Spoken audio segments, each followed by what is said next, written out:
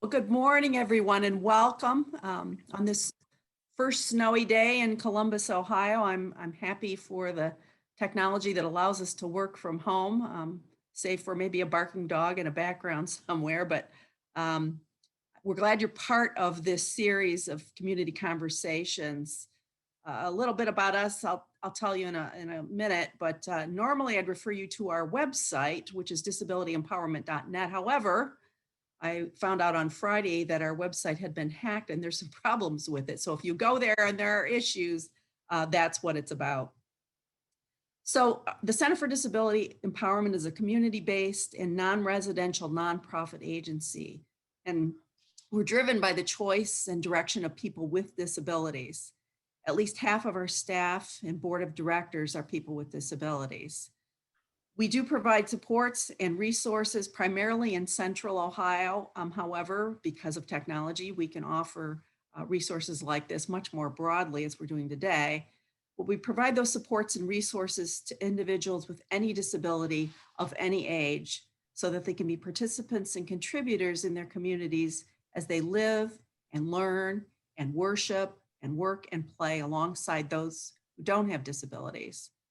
But this work doesn't begin and end with people with disabilities and their families. The community itself must understand and transform as well. So to that end, and with the support of the Ohio Department of Developmental Disabilities, we're looking today at issues and strategies to address belonging and inclusion. And we'll be doing those, continuing this discussion over the next 5 months. And we'll talk about that at the end of the presentation. So there is no one more equipped to have this discussion, to lead these conversations than Al Condeluci. Dr. Condeluci has been involved in human services and the building of inclusive communities for 50 years. He holds an MSW and PhD from the University of Pittsburgh, and he was CEO of a major nonprofit community building organization in Pittsburgh from 1973 to 2019.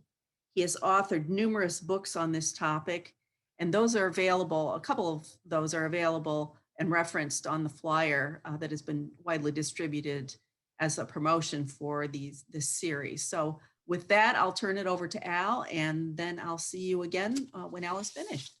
Thank you, Al. Sue, thank you so much for hosting this series and for the honor of playing a key role in helping to share some ideas around a number of really important community topics. And I also really want to welcome as well. We have about 125 folks who have signed in and are engaging with us for this session, and hopefully we'll stay on with the remaining 4 sessions that we'll be doing in 2021, starting in January. We've actually used the first Tuesday of every month as a kind of a making it easier for folks to kind of plan and get this into their calendars. And we're going to be in this entire series really looking at the whole phenomena of community engagement and ways and means to connecting people to community.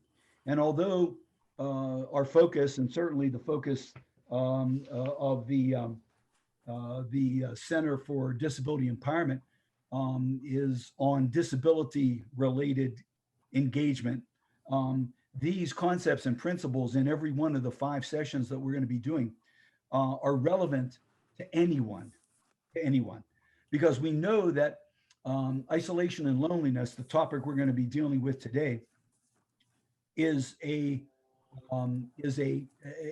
societal challenge for us.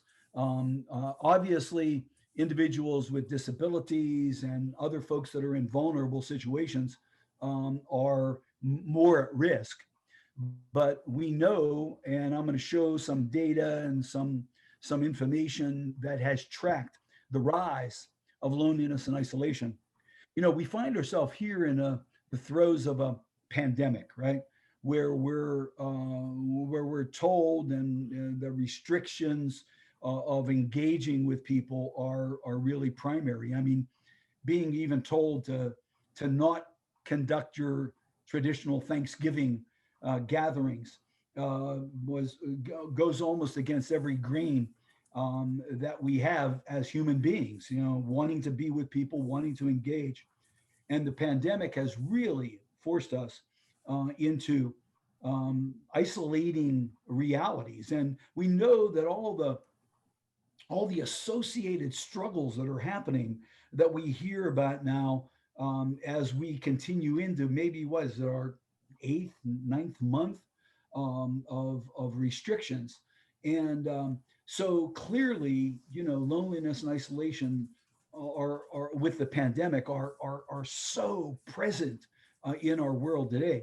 But even pre-pandemic, we were seeing a rise in isolation and loneliness societally around the world, not just here in the United States, but actually in every country on the globe. We're seeing a rise in isolation and loneliness, and there's some speculation as to why that was and why that was unfolding, and we'll get into a little bit of that. But clearly, this topic we really felt, Sue and Deb and I felt, was you know a real springboard to the entire series of community conversations that the center has put together with the generous support of the DD Council. So let's get right into our topic for today, which is loneliness and isolation, and kind of look at it in a really critical kind of a way. Okay, so preventing social isolation and loneliness, the key to a better life.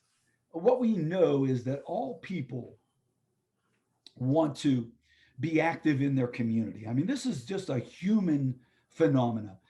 People want to contribute and participate, and that is a kind of across the board. It's almost one of those natural human behaviors.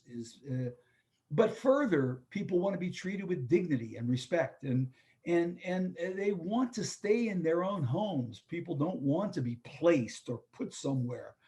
They want to choose what they, what their environment is like. Um, and obviously, at the very core of all this is building, maintaining, and retaining relationships. Right? Sociologists call that social capital, which we'll touch on as we move forward. So all people want this. Now, when these things don't happen, we know that it can bring isolation or loneliness into somebody's life. And when that unfolds, people really begin to feel alienated, more sick days, lower confidence levels, even more mortality or a higher mortality tied to it. In fact, with the pandemic, these kinds of things are already rearing their head in our culture. The suicide numbers are up, and drug use is up, and there's other kinds of struggles that are correlated with loneliness and social isolation. We also know that there's groups of people in our culture, in our society, that are at greater risk, even after, before, and after the pandemic passes. Hopefully, with the vaccine and with some of the public health initiatives that we're doing, we'll get back to some semblance of normal. Probably be a little bit of a new normal, but still, after the pandemic and even before the pandemic, these groups of people were at greater risk. Elders, we see AARP, one of the largest advocacy groups for elders in our culture, in our society, basically spending a lot of time looking at isolation, loneliness, and funding studies and examining that, because they know that this is on the rise. And as we see the baby boomers move into the retirement pool and into the elder pool, we're seeing more and more isolation and loneliness unfolding for them. But folks who are economically challenged, folks with disabilities, which you mentioned earlier, single parents, ethnic minorities, mental health related issues, gender, issues, sexual orientation issues. All of those put groups of people at greater risk. Anybody who feels different can be at a greater risk of isolation and loneliness. Now, just to kind of get us started, we really want to make sure we understand these two phenomena because they're correlated, but they're not synonymous, right? Social isolation and loneliness they have unique features to them. Social isolation is a state where the individual lacks a sense of engaging with others. They have minimal people in their orbit or in their circle. It's more tangible social isolation. Loneliness, on the other hand, really can occur in the presence or absence of isolation. I always like to use the example that pre-pandemic, I did a lot of traveling, a lot of training and consulting, speaking at conferences and such. And when I'm a fairly connected person, a large network. I've lived in Pittsburgh my whole life, and so lots of, I live on a family hill with all my relatives. So I have I have lots of social connections. But when I travel, when I would go somewhere new to do a presentation, I would be lonely, right? I would miss my family, I would miss my friends, I would miss the environment that I find to be, more, attuned with who I am, right? So lonely, a socially connected person can really be lonely as well. Um, and just to further, clarify these two phenomena, isolation is objective, right? You can actually map. We use a sociogram. When I worked at CLASS, the organization that Sue referenced, nonprofit community building organization, we would actually do sociograms where we would identify networks of people. And you can actually quantify or tangibilize people's connections, right? Loneliness, however, is subjective. It's really felt and articulated by people, and consequently, isolation can cause loneliness for sure. But isolation and loneliness are two unique phenomena. Now, just looking a little bit at the literature, we won't spend a whole lot of time on this, but just to put the groundwork together, studies have really been very actively looking at isolation and loneliness over the last 25, 30 years. And a study that was just reported last year um, out of Brigham Young University, where they followed 308,000 individuals around the country for at least 7.5 years. Some they followed even longer. They discovered that those with social relationships or people who are connected have a greater likelihood of survival, a 50% greater likelihood of survival. And this was face slapping because clearly what it began to signal is that social isolation and loneliness are literally as harmful as smoking 2 packs of cigarettes a day, or being obese, or being physically um, inactive, right? That literally those phenomena, which we have associated with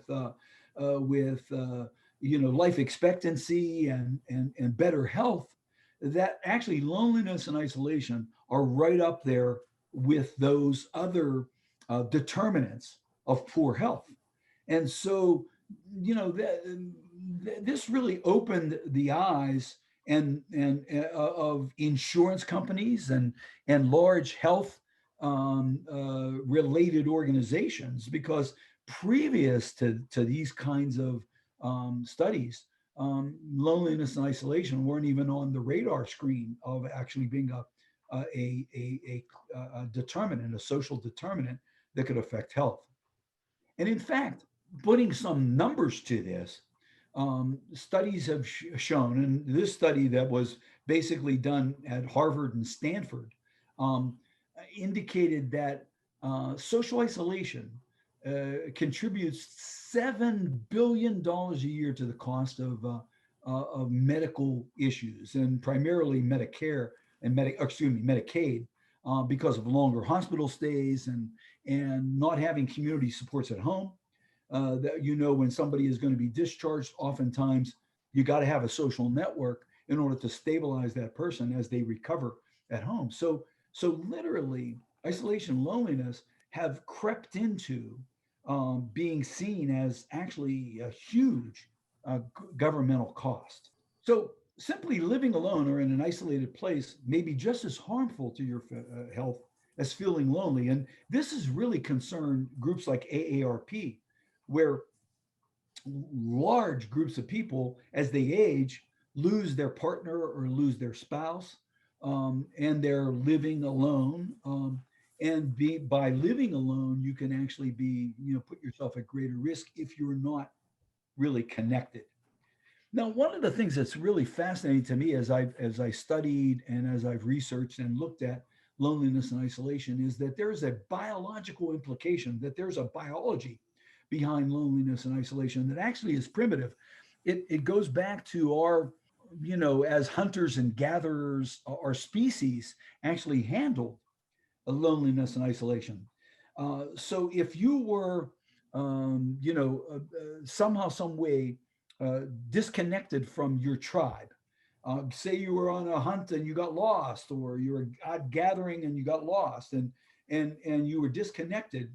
What actually happens when you're in a lonely or an isolated situation is literally a physiological response happens to you.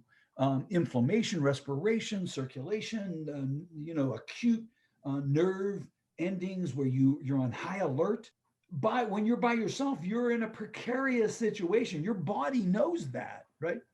And these biological reactions, physiological reactions, are designed to get you back to your tribe. They're designed to get you reconnected with people, because when you're on your own, you are, it's a very threatening kind of situation. Now, here's the bad news. I mean, this is a survival mechanism that we were coded with to get us back to our tribe.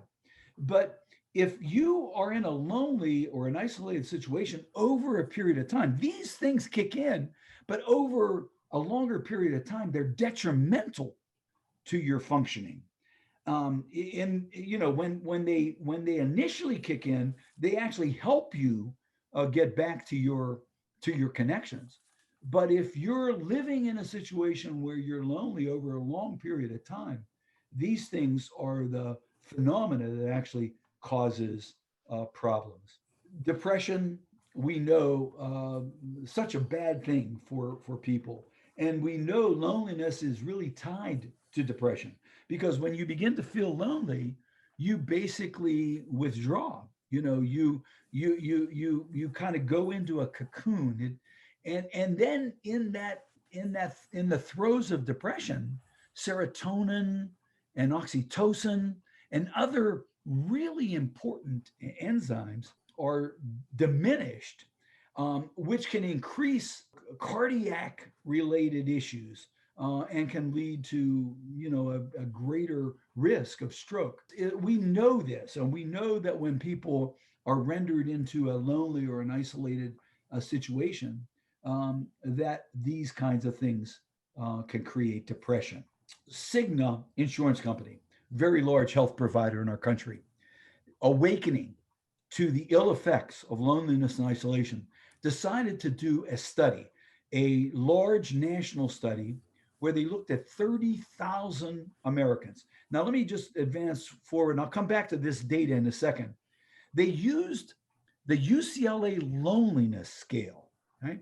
Now, the UCLA loneliness scale is a publicly available scale, 20 items, a 4-point Likert scale. So you researchers in the audience know a Likert scale kind of gradations, if you will.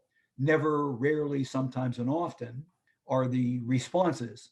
And so I have on this slide 3 out of the 20 questions that are on the loneliness scale. And actually, I think I sent the loneliness scale out, and it should have been in some of the materials that Jamie made available to you. But if it isn't, no, you can Google the UCLA loneliness scale, and it comes up, and you could take a look at it. But look at these questions now. That the Cigna study, posed these questions, 20 of them, to 30,000 Americans. They did the scale, right? So the interviewer would ask the respondent, "How often do you feel that you lack companionship?" Right, which is one of the questions on the scale. Now, if you say never, you would circle that.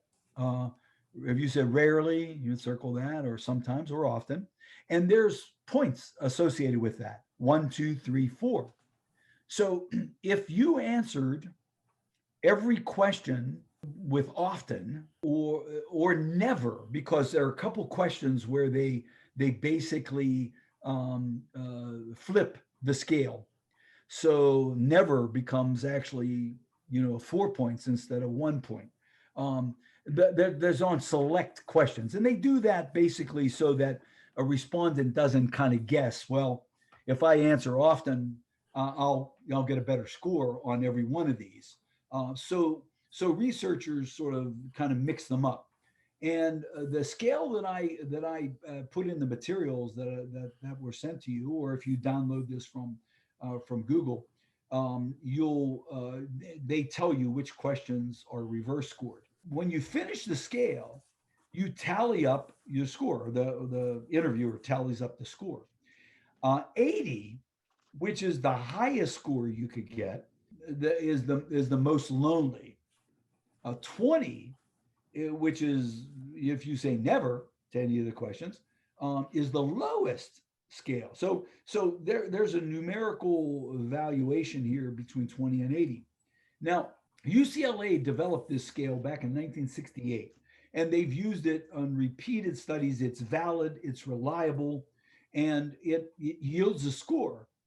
And what's actually happening is that score is going up. 43 was kind of like the tipping point on the score. Now let me go back to some of this data. And by the way, you can Google the Cigna study, the Cigna loneliness study, and you can get the full report. You can get the executive summary. But let me just show you a couple things I pulled out of that report. Right. Nearly half of Americans report sometimes or always feeling alone, lonely, or alone, or left out.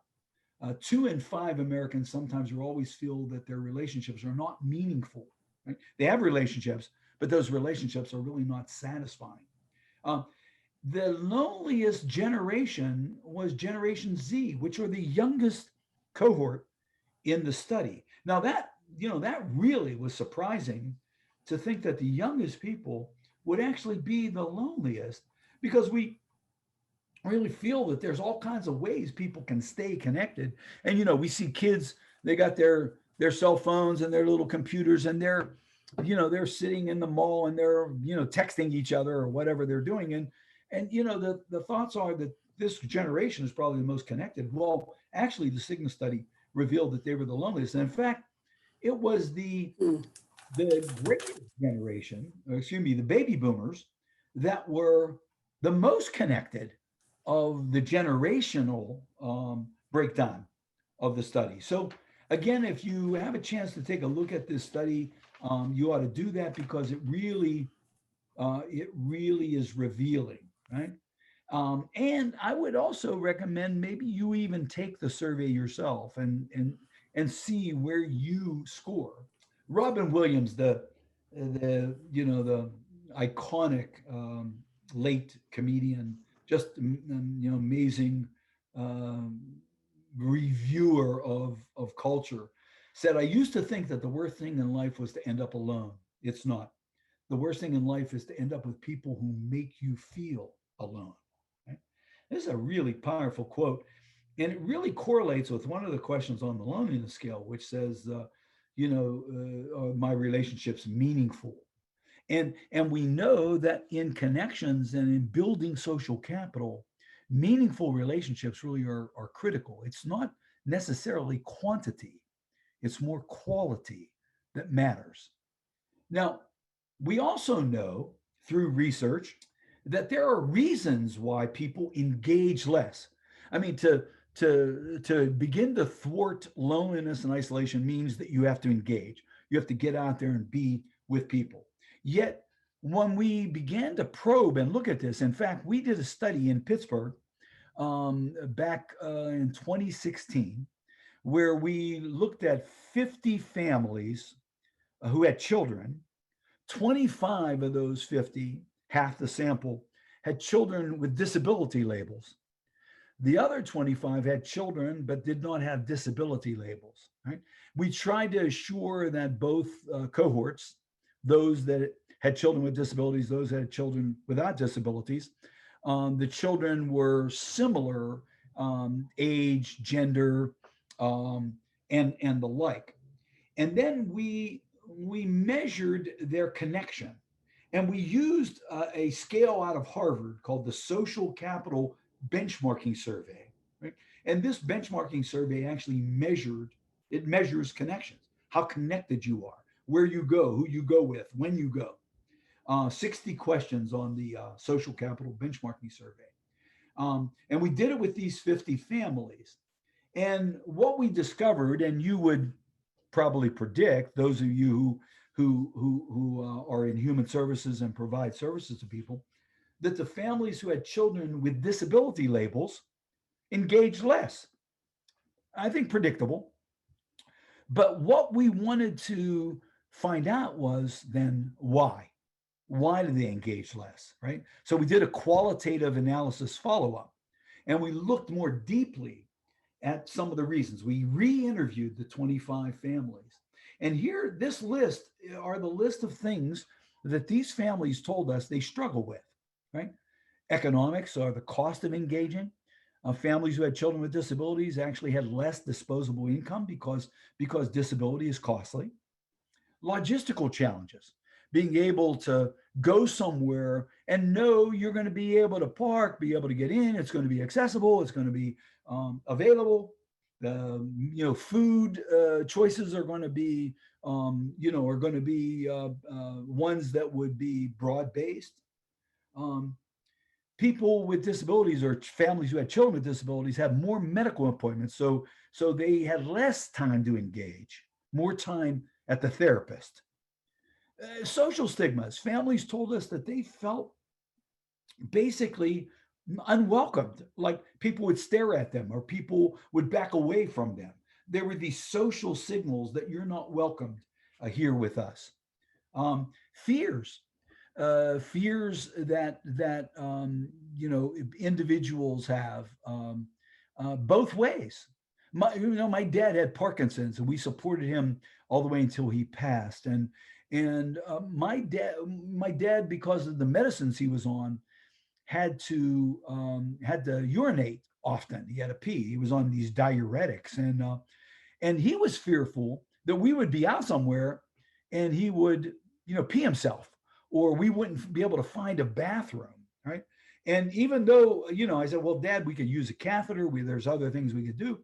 He didn't want those things. So embarrassments, which basically led to one of the reasons my dad wanted to engage less as his Parkinson's became more overt.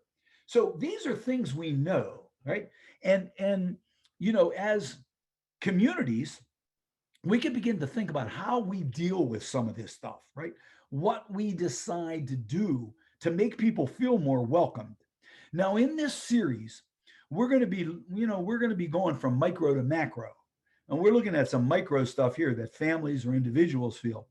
But more, the question is, how do communities deal with some of this stuff, right? That's a macro question. And when we talk about, later in the series, community mapping and social infrastructure and macro strategies, we're going to tie it back into some of this kind of stuff, right? So this series, we're hopeful that you'll stay with us for the full series and that it'll culminate in a community conversation that we're hoping that we'll be able to have, where we'll be able to bring people together and really talk about what do we do about some of this stuff and how do we make communities more available and accessible, right? Because clearly we need to re-examine the roots of this problem, right? This is not a micro problem. This is not, well, you a person has a disability, and that's the reason why they don't engage as much, right? That's that's not true, right? This is a micro and a macro phenomena that we have to really understand both sides of that. Our next session, the one we do in January, is really going to look at this idea of the juxtaposition of micro and macro. And that next session is on Tuesday, January 5th, if you want to mark your calendar. Um, but we need to understand change theory and really begin to delve into this a bit more. Next session, we're going to dig deeper into, well, we do things to help change an individual to connect, to help a person with some of the micro stuff they struggle with or some of the micro stuff they're confronted with. Um, but none of that is worth a pound of salt if we don't deal with the macro side. And how can the community be accepting and respectful of somebody who perhaps has a micro struggle? Because on micro change, when we look at it, this is something we focus in therapeutically on. And there are ways we can do that. Here are some micro interventions to begin to address loneliness and isolation. We'll get into some of this in more detail in our next session, right?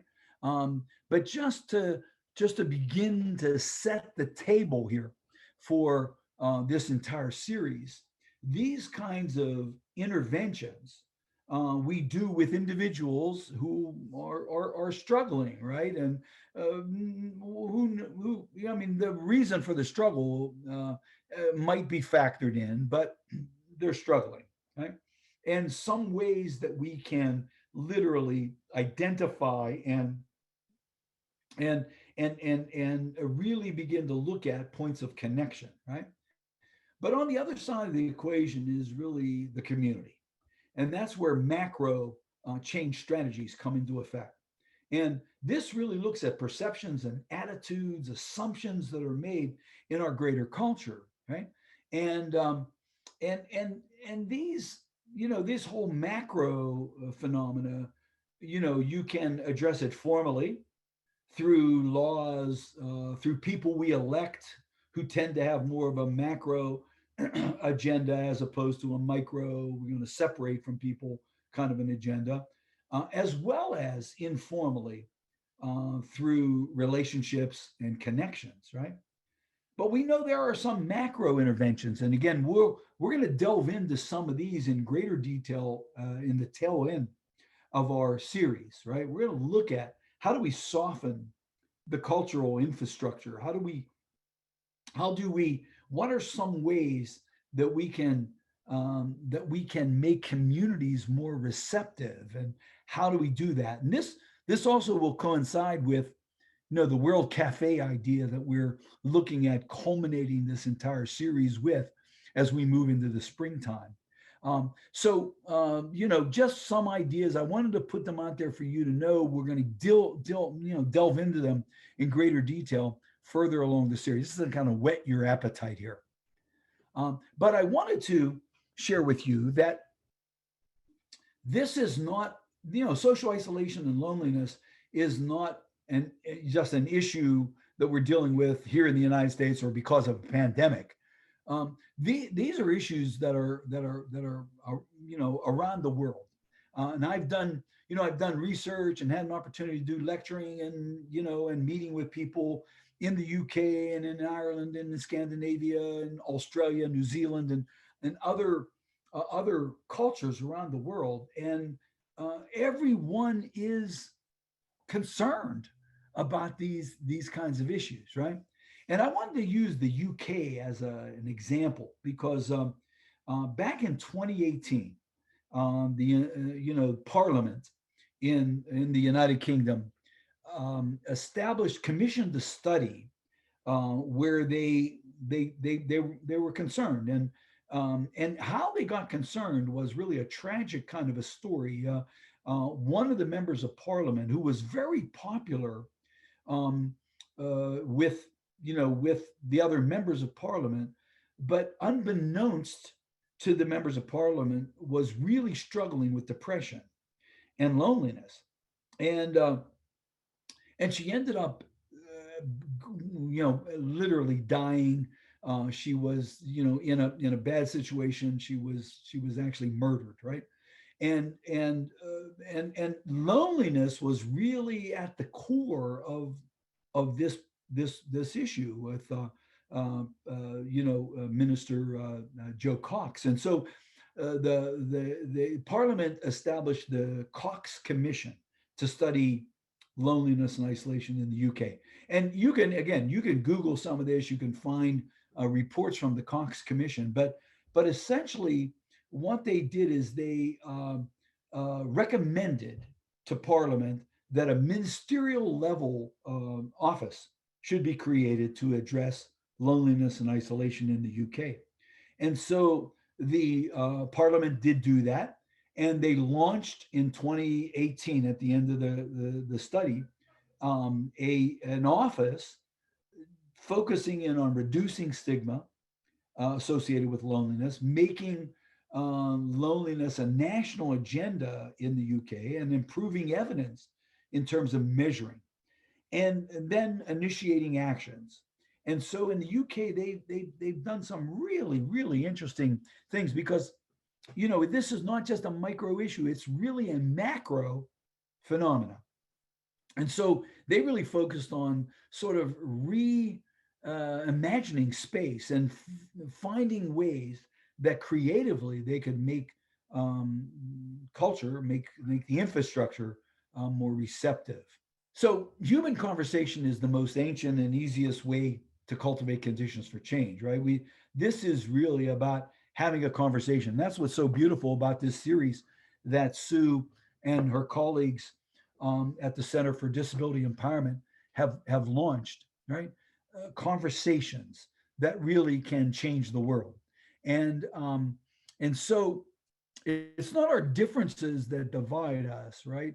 It's our judgments about the differences. And when we begin to think about softening the cultural infrastructure, the social infrastructure, um, it's one where we have to address, what kind of judgments do people have about other people who might be different from them? What kind of judgments do we have about loneliness? If somebody tells you they're lonely, um, what do you think? What comes to your mind? Are you thinking, well, they're a loser, or they just are inept, they're socially awkward, or whatever might come to mind, right? So judgments play a really important role here. Um, but the antidote is clearly building relationships, right? That's how we address social isolation and loneliness, is by literally looking at relationship patterns and how people can enhance relationship patterns. And that gets us to understanding social capital. Now, our next session, we're going to really, again, delve into social capital. We're going to look at it from its inception as a social issue to our most recent research.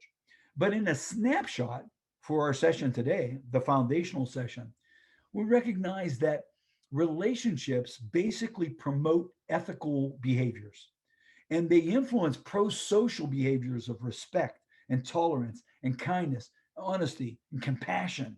These kinds of things are enhanced through relationships. And quite simply, you're nicer to people you know than people you don't know. And it's easy for us to disregard someone who we don't see to be like us, right? Or we don't have a relationship. We can vilify, we can devalue someone who we don't think we're alike, right? That's like the politics of fear the stranger kind of thing. So this notion of social capital is at the core because it's tied to health and happiness and longevity. That literally people with more relationships actually live longer and more relevant relationships.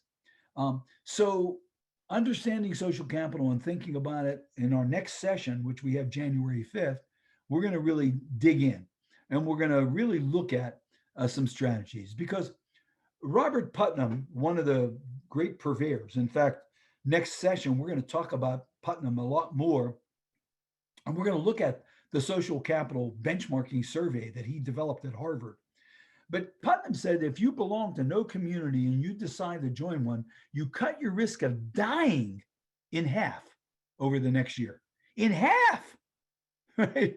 So if you don't remember anything about this conversation that we're having today, go out and join something tonight because basically connecting breeds life and isolation breeds death, right? And those are not overstatements.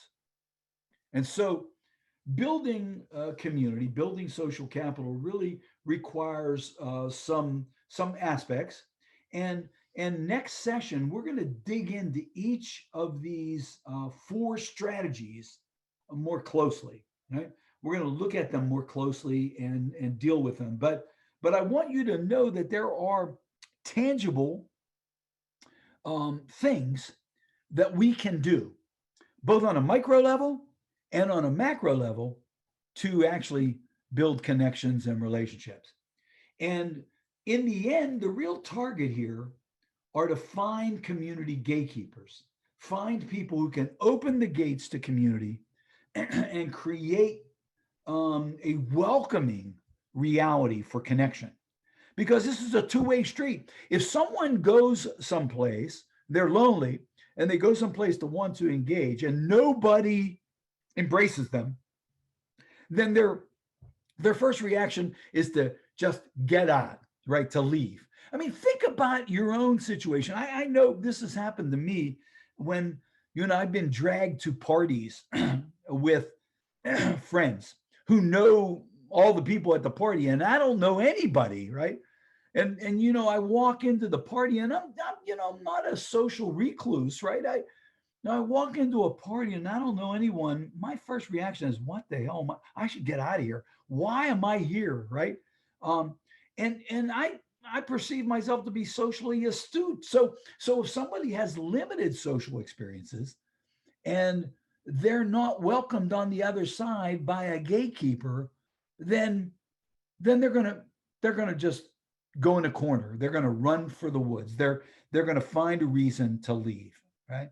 And and the other phenomena of a gatekeeper is that the gatekeeper signals to other people who know them in the group that the person they're connecting with is okay. It's called value juxtaposition, right? It's a social concept that we'll look at a lot more in our next session. But we know there are types of people who can be more readily willing to be gatekeepers, who take more social risk. And that's really a key point here, social risk. Because if somebody in the community who's in a club or a group or association, and you're trying to get somebody connected in there, if that person connects with this individual who is really perceived by everybody else as being odd, they run the risk of also being perceived as odd and being devalued in the process, right? So understanding some of this social phenomena, social influence phenomena, really becomes an important, I think, tool for us as we look at addressing social isolation and loneliness. Now, we would be remiss if we didn't acknowledge the state that we're in right now, where literally the pandemic has created, has just exacerbated this loneliness isolation issue, right? It's made it worse. And and it's going to be with us. You know, we have this vaccine that's coming, the cavalry is coming, and we know that, but we also don't know that people really won't get the, you know, we won't be fully vaccinated as a society for well into the late summer, early fall. And even then, you know, some people who are anti-vax people are not gonna want to be vaccinated. So we're still going to carry this struggle with us for the foreseeable future, right? And so it really raises an important question for us. What do we do in the meantime? Do we just sort of, well, we're just going to not address this until the pandemic is over? So what I was involved in just recently was a survey that we did with organizations, 80 organizations around the United States and Canada. These are organizations that serve people who have disabilities. And ANCOR is a trade association that represents a lot of organizations in Washington, D.C. And ANCOR was really the core of the survey. But what we basically did was we looked at what are some of the things that organizations are doing or maybe could do to get people connected or try to keep people connected. And it's exactly what we're doing today with, you know, we're trying to stay connected. We're trying to advance conversations and we're doing it on Zoom, right? We're doing it, had we rolled this project out a year ago or 2 years ago, we would have been meeting in Columbus somewhere. You know, we would have had a group of people and we would have having this conversation face to face, but we're using some technology. So here's some of the things that organizations told us.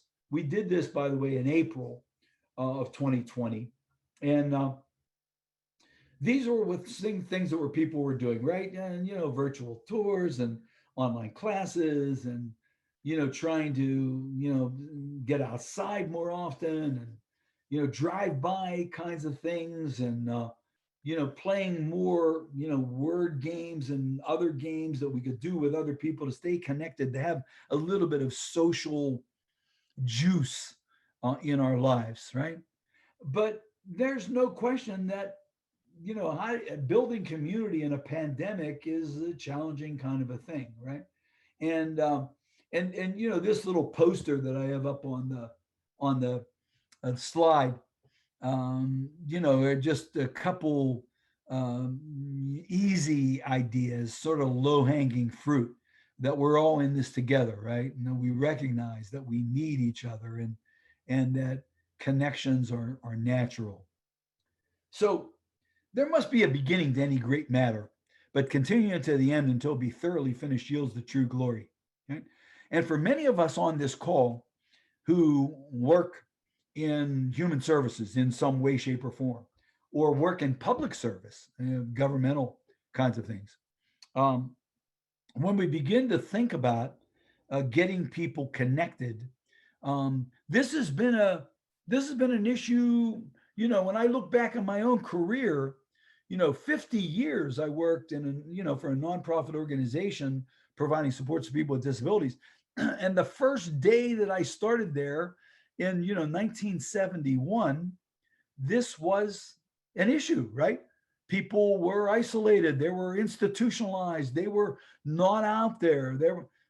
People just didn't have access. There was no transportation. There was steps got in the way of people who happened to use wheelchairs or walkers, and so we began this journey, and it's a journey that actually predates my joining in 1971. But it's been a journey that disability advocates have been on for decades, right?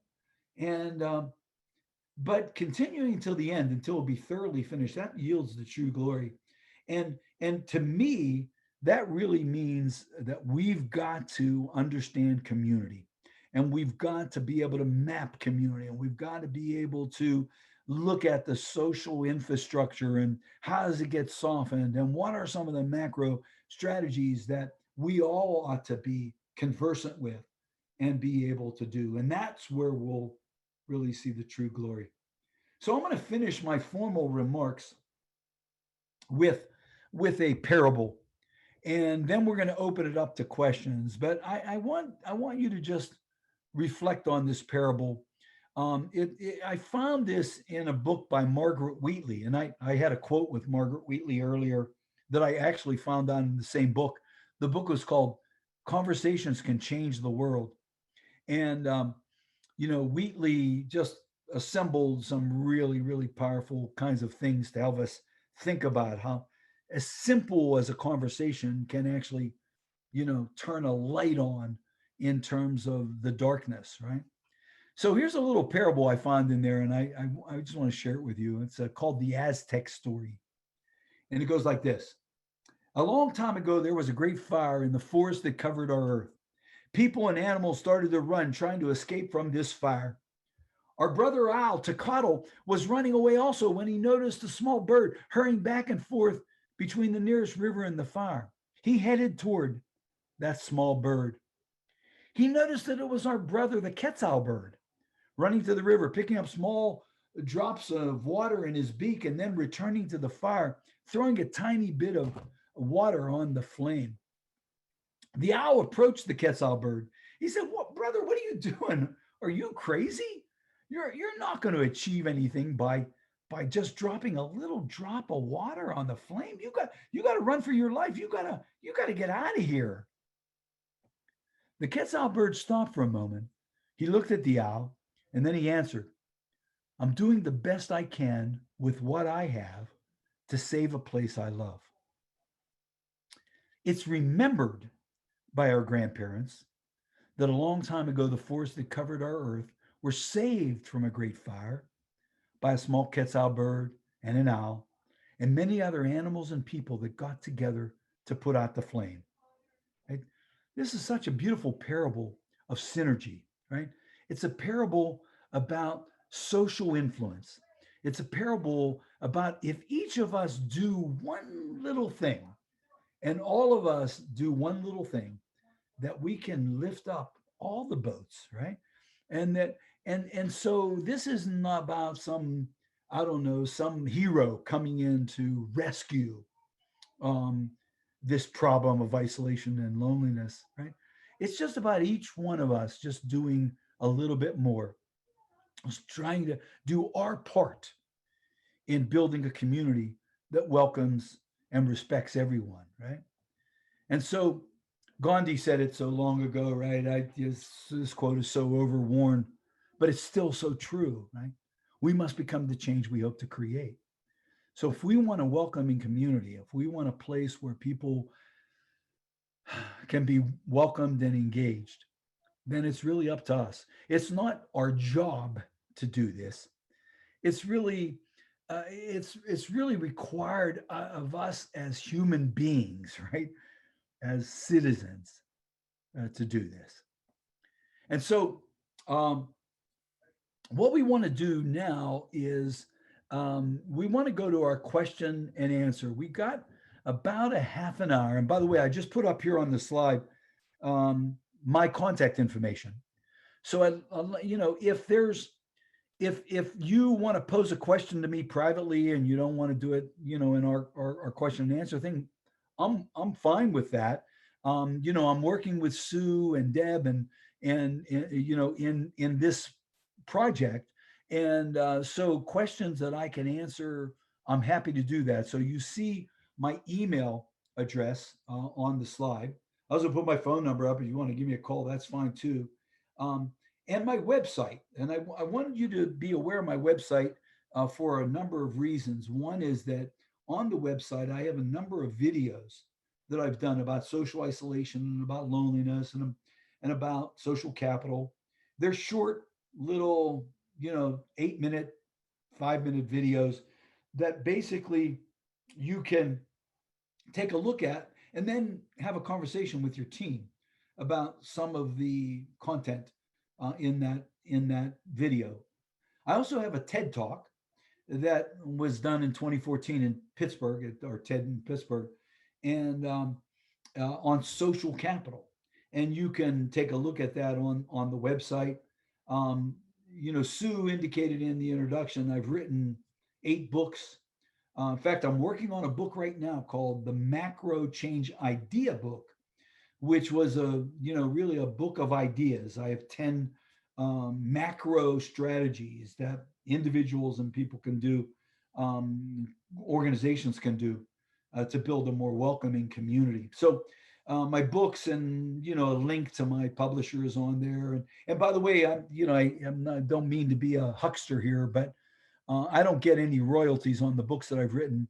They go to the organization I worked for 50 years, close to 50 years, a nonprofit organization in Pittsburgh called CLASS, Community Living and Support Services, that we tried these ideas out with, and I honed some of these concepts in my work at CLASS. And so any sale of a book, and they're modestly priced, but any sale of a book goes back to the organization, help them continue to do their work. So you can follow me on Twitter because I'm trying to blog weekly about community issues. And so if you want to follow me on Twitter or on Facebook, or LinkedIn, I upload the blog to all 3 of those social media platforms.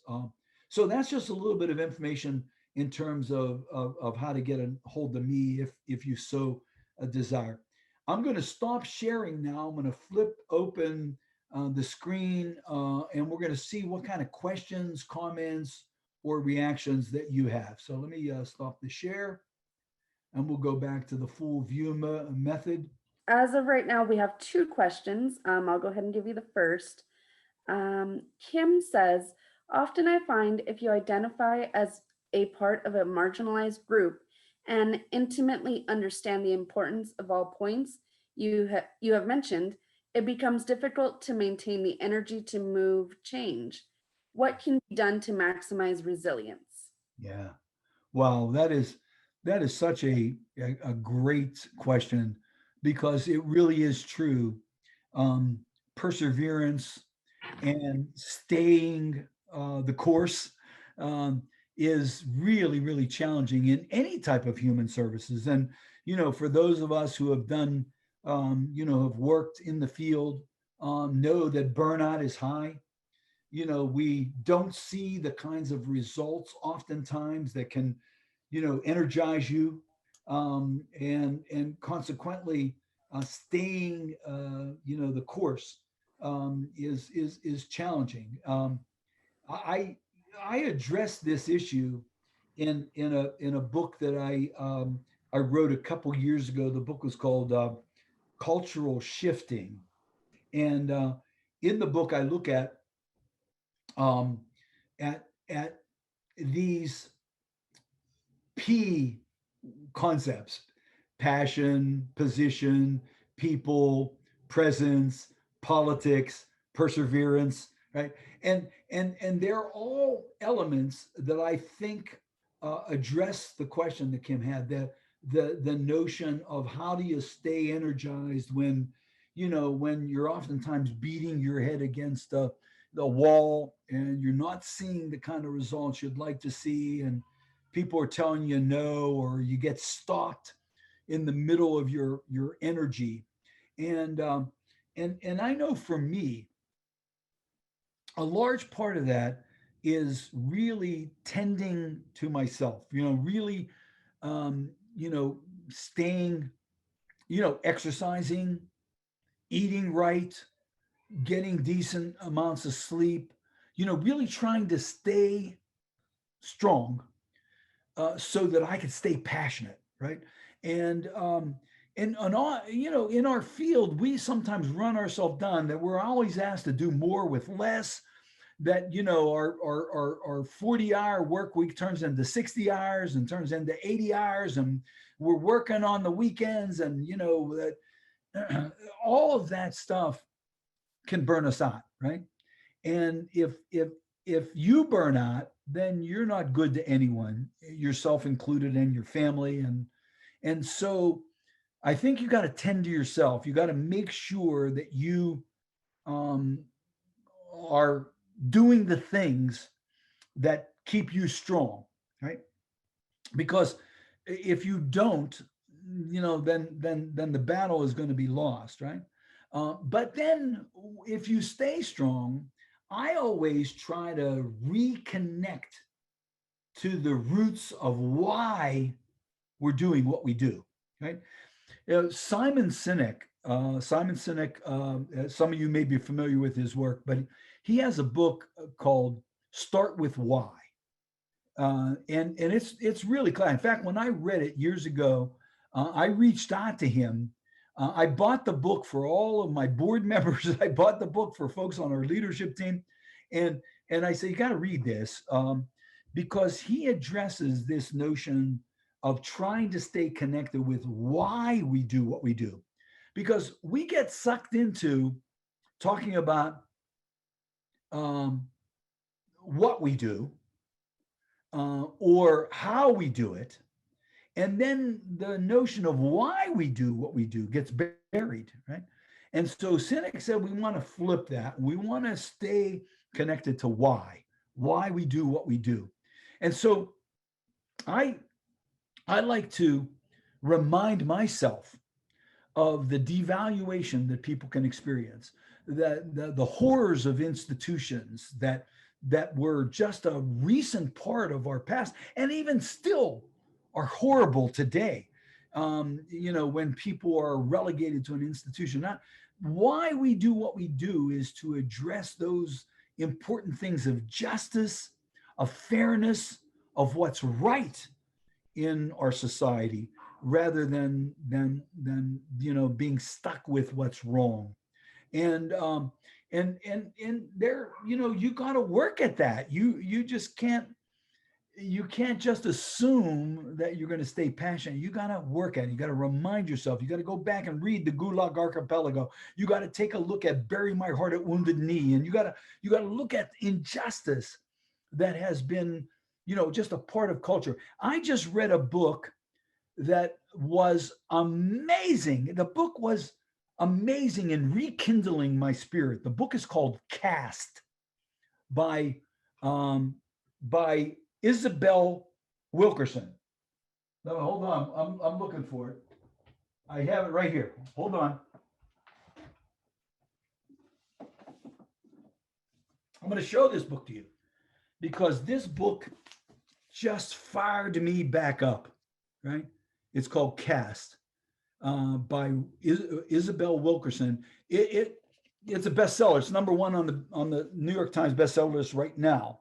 And Wilkerson writes so beautifully, but what she's talking about is the origins of our discontent. And she's talking about white privilege. She's talking about racism. She's talking about things that sometimes it's easier for us to bury our head in the sand and not want to deal with, or feel, well, I'm not a racist, or I'm not a part of this. Yeah. What she does is dig into it, and you got to take a look at the book. It'll rekindle your spirits, Kim. So anyway, that's that question. Next question, Jamie. Yes. Scott asked, within the context of this discussion, how is community defined? How does a person know what their community looks like? Oh man, Scott, what a fantastic question. And I hope that you stay with us through the series, because in the third session, we're really going to dive into your question. But in the short answer is, the definition of community is quite simply, it's a community is a network of different people who come together regularly for something in common, right?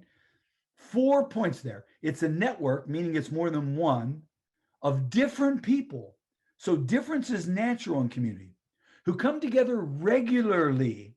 Regularity is such an important ingredient of community, for something in common, right? Now, it can be geographical, it can be virtual, it can be, asset, interest related.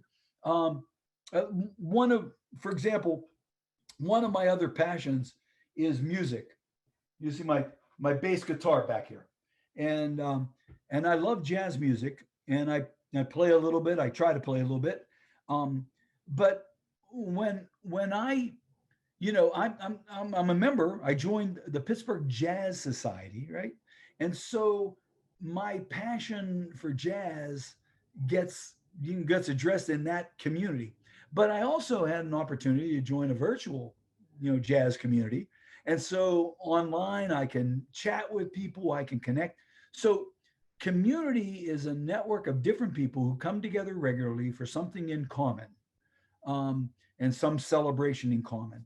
And therein, I think, not only defines community, but it really then begins to establish strategies for us to think about in terms of promoting community and helping someone get into community, right?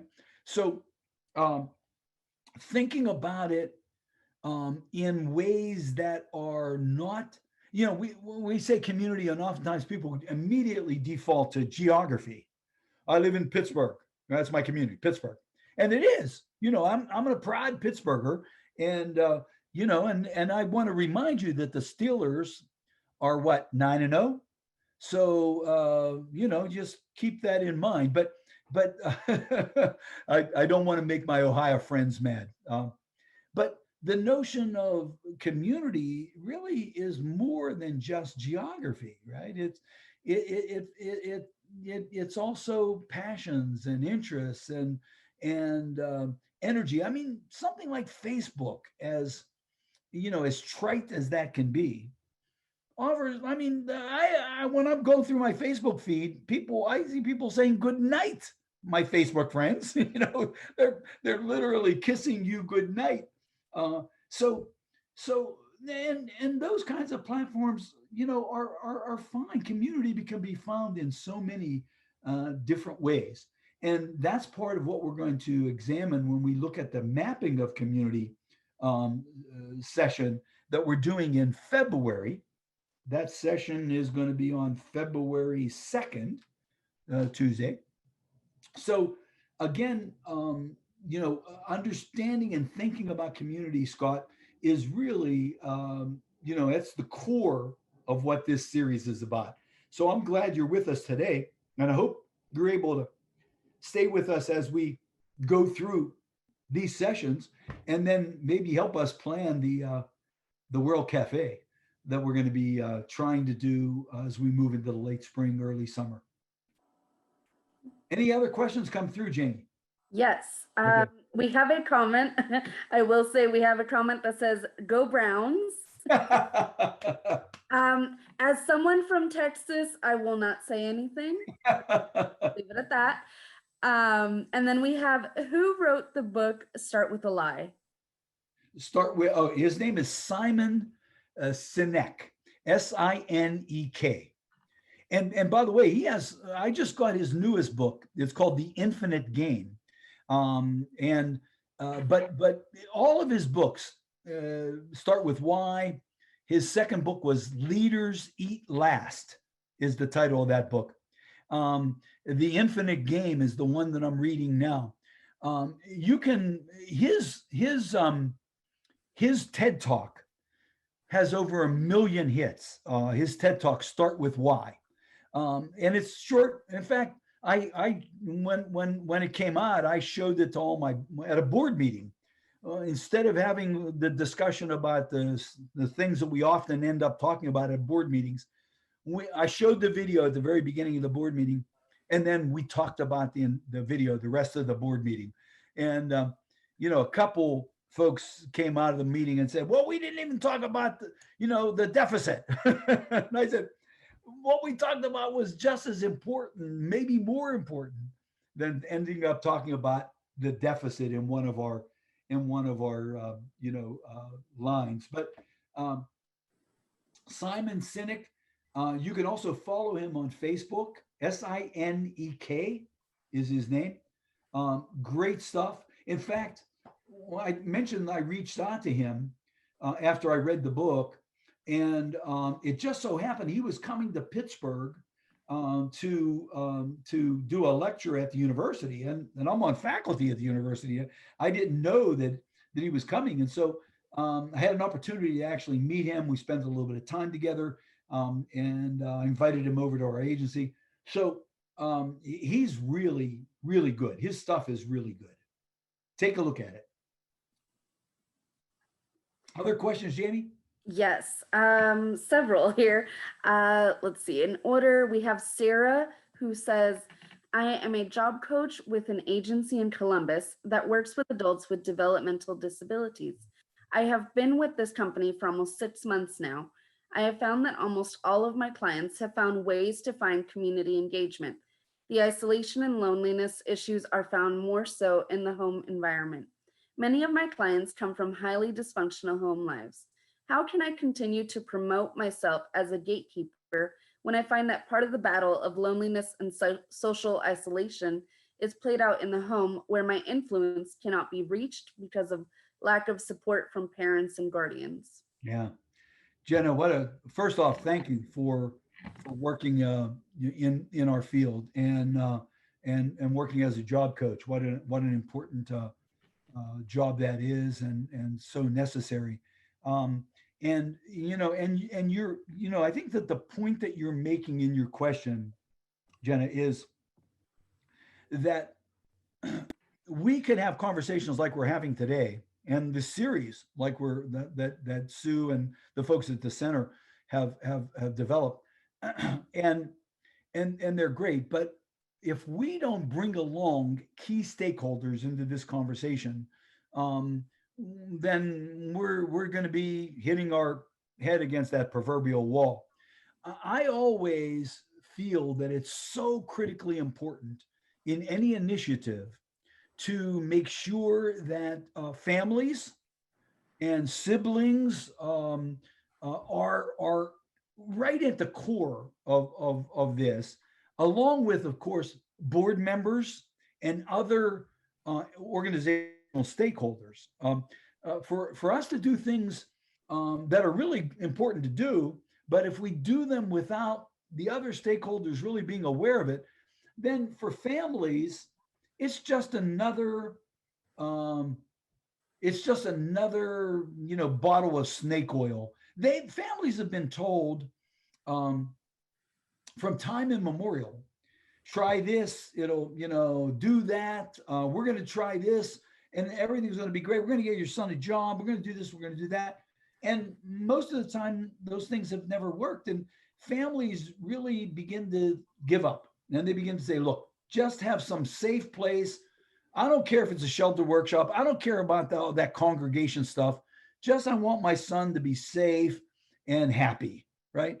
And so families, without understanding the why of what we're doing, and being a part of not just the discussion but the planning and the execution of things, then they're going to maybe either be opponents, or they're going to be down on an idea.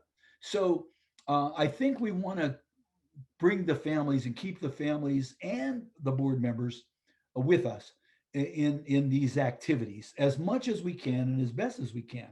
Um, the other, I think, the other piece of the puzzle is um, making sure we understand that meaningful relationships are really critical here, and not just being known. Now, certainly being known is important, but not only just being known, but also being involved and incorporated and active with things become important. And so it's not just the quantity of relationships and engagement, but the quality that unfolds there. Now, clearly, there are challenges to all of this. I mean,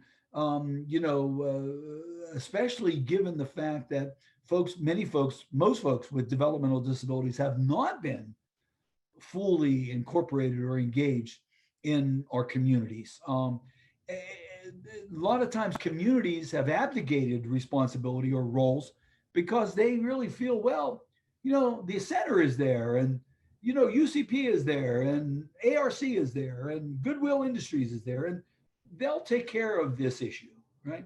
And so there's been abdication on the part of communities, because human service organizations exist, right? So with that being said, we've got to really figure out, how do we align the human service organizations with communities, and rather than just be adjunct to community, how do we become um, in the bosom of community? But it's a great point, great question. We want to make sure that families understand and are a part of the conversation as we go forward. And Al, this is Sue. I need to jump in there because I know we're running short of time. No problem. It's critical to note that the individuals with disabilities need to be at the front and center of the discussion. No question. No Even, question. even above and beyond the families. Right. Nothing about us without us. You're absolutely correct. And one of our goals here, like you said, we continue this systemic segregation because there are people there who take care of those things, and continue to create special places for special people to do special things, which really diminishes the opportunity to develop relationships outside of that circle of, people with disabilities. And if that's a choice, that's a choice, but a choice of one thing, one option isn't really a choice. So that's a key reason we're running this series, actually getting down to the crux of it. Sue, excellent points, all that you're making, and that literally that notion of whose life is this anyway. If that's not our start point, then we're really failing. Sure. But I don't want to also think there's, I get asked a question a lot about disability culture, and isn't disability culture important? And my good friend Judy Human, who by the way, whose book just came out. I don't know if you've taken a look at her book, Being Human. Yes. That whole notion of the disability culture, that's clearly an important issue. However, it's not the only issue, right? It's not, that we are all more than just I'm just more than an Italian, right? If I just kept myself in the Italian culture and was only offered that Italian culture, what a what a monolithic life that would be. What a lonely life. So people can still have their cultures, a disability rights culture. That's fine. But I think we've got to expand and think about all the other access points to other things in the community. That your point help me think a little bit more about. Excellent. Jamie, let's take one. Can we take one more? And we're right at 11:24 right now. Got it. Yes, we do have one here from Ellen. What is a way to reach out to the shy members of the community who may struggle with social anxiety or social burnout? Yeah. Ellen, your point is well taken, and clearly, that notion that you got to be some kind of a social butterfly in order to really be engaging or engaged with is not true. That's not accurate. And some people are introverts, some people are extroverts. Those aren't prerequisites to engagement. And clearly, research has shown that you don't have to have thousands of friends, right? That literally 5 important relationships seem to be some kind of a tipping point in terms of loneliness and isolation. Now, that's not totally corroborated all the way through, but a lot of researchers who are looking at social connection and social relationships say that 5, when you get to 5 or more, you begin to really reap the benefits of social capital. So a shy person, a person who just doesn't, is not a backslapper and is really not a, not one that just kind of jumps in and tells a joke at a party, can still begin to develop relationships and can connect with people. So I think being shy is not um, an issue that shuts somebody down from building social capital and building relationships. Now, if we look at those micro, I shared a couple micro strategies in the PowerPoint that we did. We're going to talk a little bit more about those next session. But clearly, having thinking about doing a cultural profile and identifying things that somebody might really use as a bridge to other people, mindfulness, doing even some role play, some conversational role play. All of those are micro strategies that can prepare someone a little bit more for engagement. And so I think we need to think about some of those things with folks that are a little bit more reticent. And we want to use every tool possible to try to promote a person's engagement with other people. So tune in with us next session. We'll be getting into a little bit more on those next time around. Yeah, this is hard stuff, but we want to stick with it.